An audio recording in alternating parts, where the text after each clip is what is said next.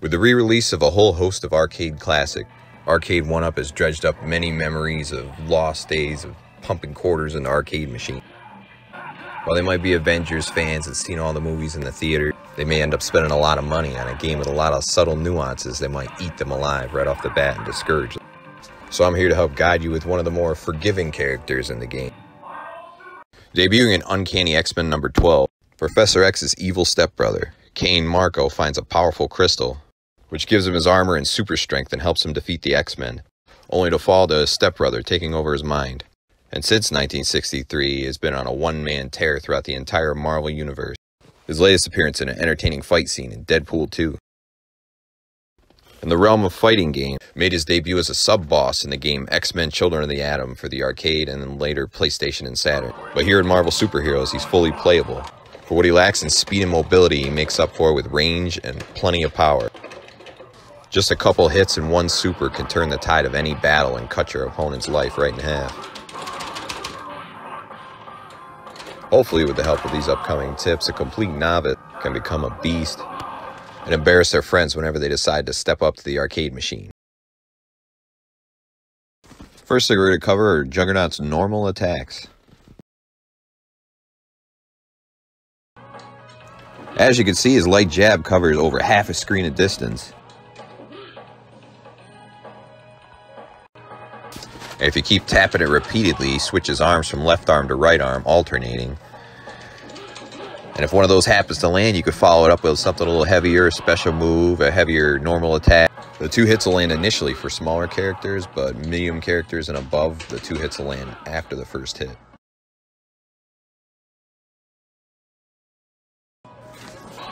Medium punch comes out pretty quick, decent recovery for one of his normals. Sometimes it can work as an anti-air attack when somebody jumps in on you. The crouching version is the same animation as his earthquake special move, so you can use it as kind of a feint. If you hit a light punch or light kick beforehand, it's a nice little setup for a 3-hit ground combo, which you can probably finish by canceling into a special move.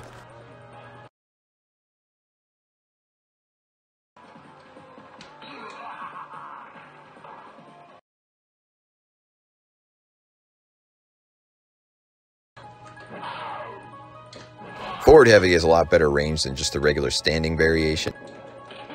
It also launches, but at an arc. If you jump at them, you could still land an air combo right immediately afterwards.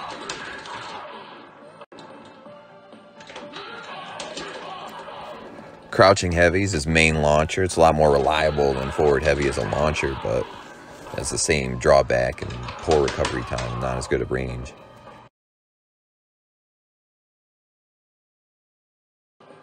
Juggernaut's light kick comes out pretty fast and links into itself for 2 hits. But if they're up against the wall, it'll knock you back a little too far to follow up. But if you use one of his more rangy attacks, you could get off a 3rd hit.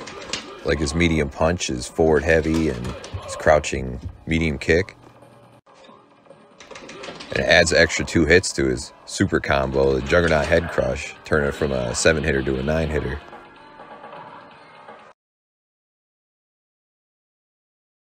His crouching medium kick is one of his rangier moves. It reaches over half a screen.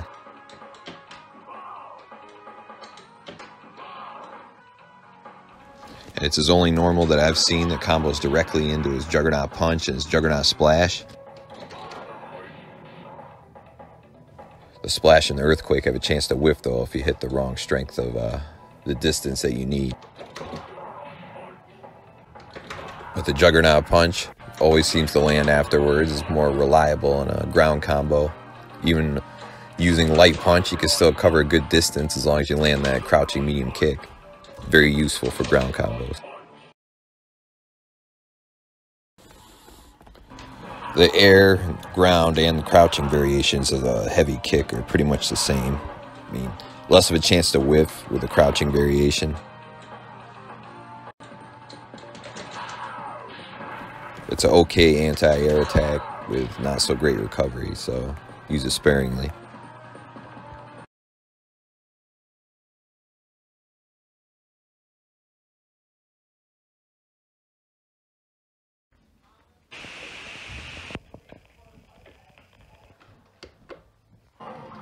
There's 3 different ranges depending on which punch button that you press. In the Earthquake Punch special move, there's a short one, a medium one, and a long one. And the long one reaches all the way across the screen if your opponent's in the corner.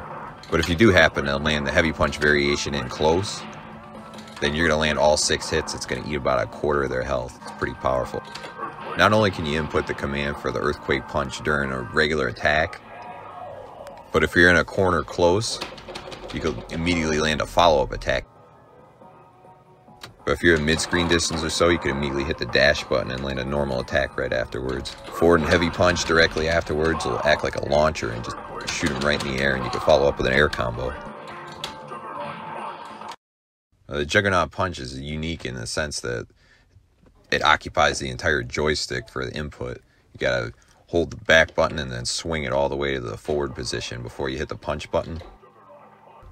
Like all of his other special moves, the Juggernaut punch has 3 distinct ranges depending on the button of attack you use. It'll beat out most normal attacks if you're trading back and forth at the same time. There's certain special moves that beat it out though, so you want to tread carefully. It is effective against air special moves though, as long as they're in the main screen and not in super jump range. You can usually knock them out of the air.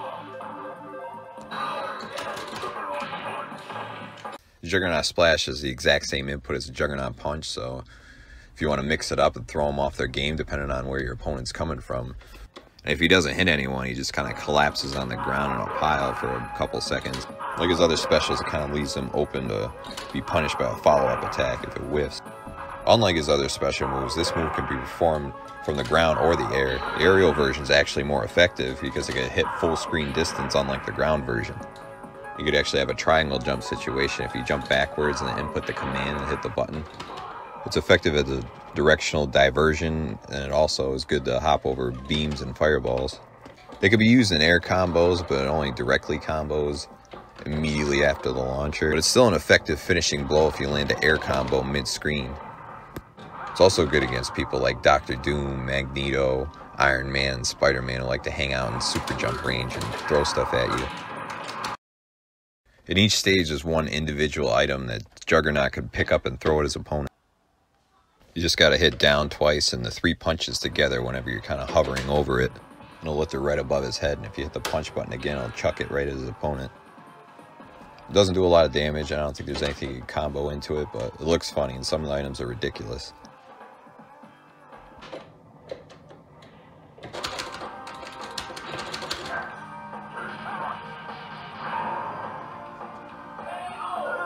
The Cytoric power-up turns Juggernaut from red to bright flashing red, giving him extra damage on whatever attack he lands afterwards. The input's probably the trickiest of all his special moves. It's like Ryu's Shuriken in Street Fighter, but you gotta hit all 3 punches. The Earthquake will get a big boost to the initial hit, but it'll trail off afterwards with successive hits. It adds a pretty massive amount of damage to the Juggernaut punch afterwards. It'll take about half a bar of health right off your opponent. Doing it right before landing a launch will add a significant damage boost to it, right before whatever air combo you land afterwards.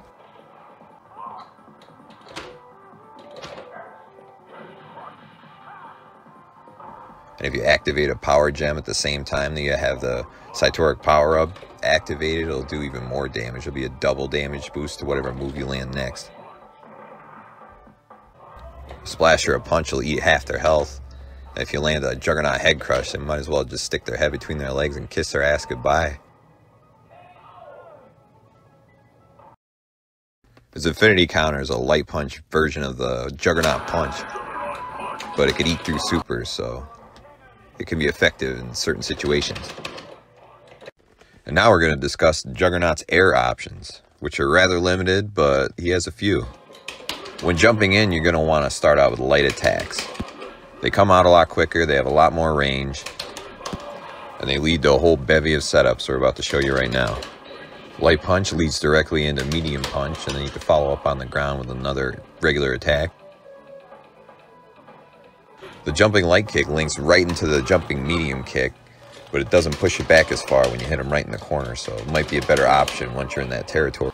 And the fact that it drops you a little closer can lead directly to a crouching medium kick and then a follow-up special move for a decent amount of damage. From these jumping setups or ground setup, it could lead you directly into a crouching heavy punch attack which is your launcher, which will open up even more opportunities for you, as we're about to show you right now. But when you land the air combo, as soon as you hit a heavy punch or heavy kick button, if you're not up against the corner, you're going to send them flying into the next screen. When you're in the air, landing an air combo, you're going to be left ending it with two options, the heavy punch or the heavy kick. Now, the heavy punch variation, a little bit more damage, but just like the punches down on the ground, the jumping will knock you back a little bit from the corner, and you might not be able to follow up. So you're better off using the heavy kick. It kind of kicks them up, and then you fall maybe a couple feet shorter naturally, but if you angle the stick in and you meet them in that corner, you can follow up even more. You can hit them with any normal move, meeting them in the corner, but the properties start to change. The crouching medium kick by itself will hit, but if you press crouching light kick, then crouching medium kick, it won't hit on the second hit like it would on a regular ground combo, so just gotta be aware of things like that.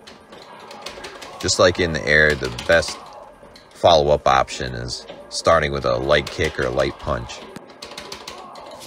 You could combo into follow-up normal attacks like light punch, medium punch, or light kick, medium kick, or light kick, crouching kick, but it'll get you the extra hit if you start with a lighter attack. And one of the most damaging follow-ups is a corner relaunch that you can do with a linking into a crouching heavy, or you can press toward and heavy at the weird angled relaunch, or regular heavy sometimes relaunches them like a shorter distance, not quite super jump level, but somewhere in between. You're going to finish with a special move. Your best bet's probably the earthquake attack. Timing's a little stricter with the other two moves, but the earthquake attack hits more consistently and it hits for multiple hits, so it's definitely the best option out of the three.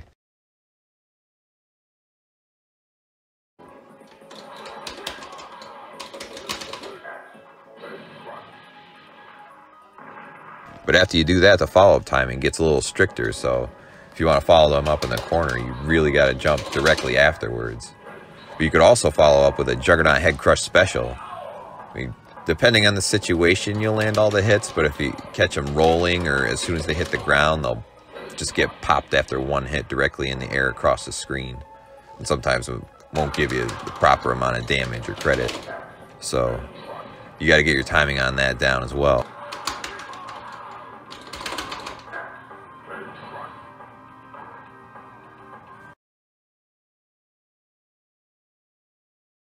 Now, if you want to take it an even more damaging route than the head crush, you could also find a way to land a third or fourth relaunching hit and put them right into a dizzy state to start all over again.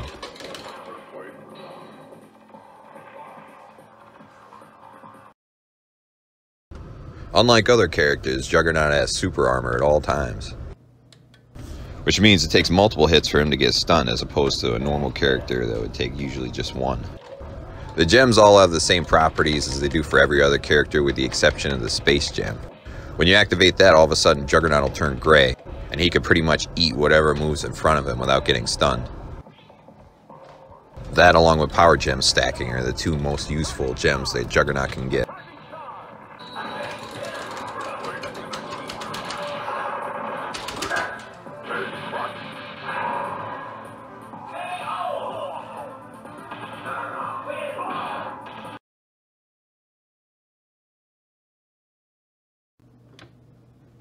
The head crush is one of the best super moves in the game, bar none.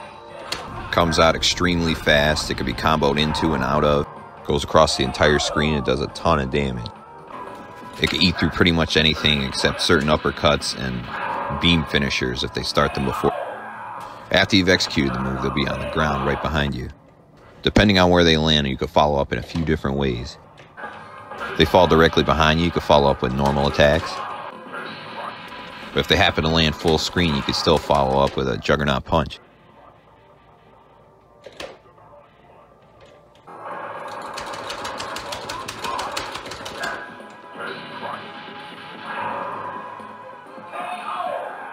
But if you happen to have two full super bars, you could follow up a head crush with another head crush, and that'll pretty much be it for anyone.